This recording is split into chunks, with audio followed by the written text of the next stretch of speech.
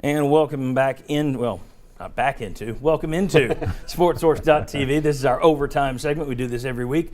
Typically put on topics that might be a little more controversial than we might want to throw out at 11 a.m. on a Sunday morning. That's certainly the case today. This overtime segment brought to you each week by the folks at Jinx Logos. You see the number right there on my screen, 755-7767. They do tremendous work, including jackets, hats, whatever you may need.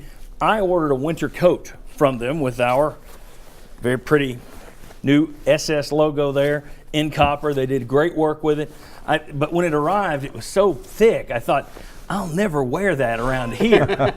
Buddy, I'm glad this thing came in. Jinx Logos, they have all kinds of clothing, anything from mugs, giveaway items, and stuff for you and your sales force to wear with your brand on it. Give them a call. Jimmy Andrews does a great job. All right.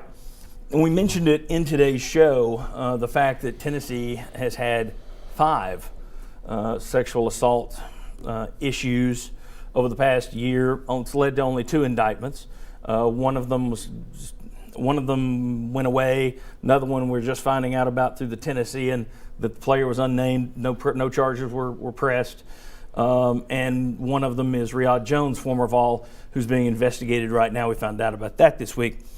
My question is, we'll start with the coaches. I don't know that this is an issue.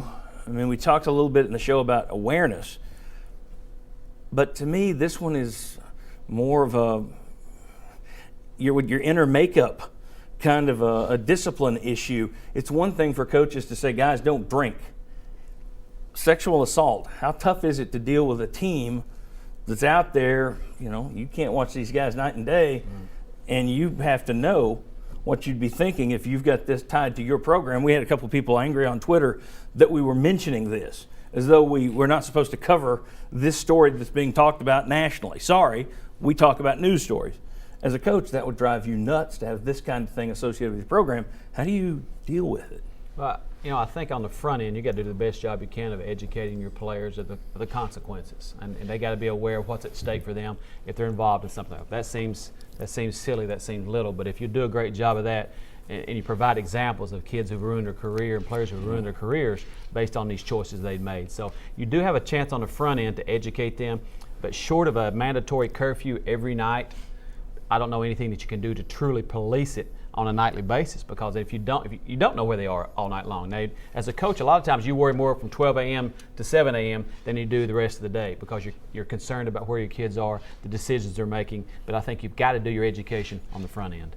Former D1 basketball player Mark Pancratz. Well, they do, and you know the football staff and the athletic department, they do put those educational pieces in place. You know, I lean a lot on, and it's not right or wrong. Kids still have to make the decisions, and they're put themselves in those positions. But the society has changed. You know, yes. I have a 4-year-old daughter, and we're watching the NBA draft or the NBA fashion show, and I got to change the channel because of what the girls are wearing, or even what they're wearing on the Disney Channel. You know, so a lot of that stuff, it's just a different time. You know, the highest grossing movie on Valentine's Day weekend was the movie that we know what it's about. And so bingo. The society has changed, but I don't want to blame it all on just a general thing of society.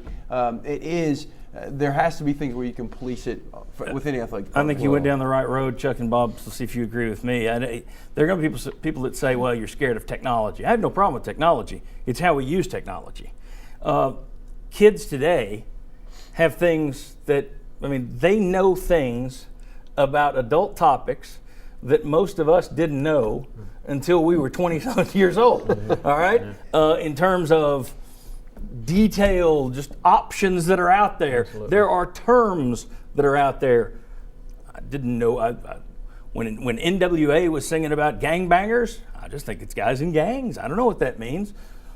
Now kids searches that on the internet, all kinds of stuff pops up there. So my theory on this is, and I could be wrong, but it's going to be more and more of this because, as Mark mentioned, 50 Shades of Grey, a movie about, bondage, S&M type stuff. You got that out there. So the girls were all excited about that movie. You got guys who are going to these sites that are seeing things and saying, hey, that's cool. Let's do this as a group. Hey, guys, let's go try this. Stuff that, again, might not have seen, known, heard about, read about. in our youth at that age. I think that this is a kind of a societal thing, as Mark points out. I think it's going to be tougher and tougher because a lot of these guys see it and say, yeah, we can do that, not realizing that, no, that's on the internet. That's not real life. Thoughts? I will take what you say and then throw in that as a society, we're now much more attuned to the way men treat women. That goes in some good directions, it goes in some bad directions, but now I think that there was a time when if a football player at the University of Tennessee or Alabama or anywhere was charged and it was questionable, we're going to throw that charge out. We're going to protect the football player. Right. I think now it's gone the other direction. I think if there's a hint of this thing has gone on, we're going to go after, we're going to make sure we're going to protect the woman. So you've got everything you just talked about, the access to things that gosh, we had to go steal a magazine for back when I was a kid. Well, and even then it was. And that was Sports Illustrated. But even then, I think a National Geographic. well, but the magazines didn't even Correct. delve into some of the Correct. stuff. I mean, So I think you take both of these things and you put them together, and this is where a lot of this problem comes from. I mean, and I was just sitting here thinking, I mean, who is it? Miley Cyrus? Look at the changes Exactly. that have occurred with her. Exactly. And I'll tell you this, guys. I've done some PA at college events for the past several years. And here's what I've realized is you wouldn't want your daughter being in a lot of these atmospheres. And by the time they get to college, it's really too late to change some of these behavior patterns. It really needs to start earlier than that, or nothing is going to change. Wow, I'll be the one defending the feminist view on this side of this thing. But even though that those girls have changed and their dress has changed and all these things have changed, it is still up to young men to sit there and have a sense of, okay, am I going to cross into a territory that is wrong? right. You know, But then look at what happened at Vanderbilt. You have a player that gets charged with something that he claims didn't remember it, and his defense was he was so drunk he woke up and didn't know what he did. That's what is going on. Is the alcohol, the pot, everything all combined. You've had some of this. Some of this has always gone on. I had somebody tell a story in front of me who played at Tennessee in the 50s. That's not altogether different from the Vanderbilt thing. Okay?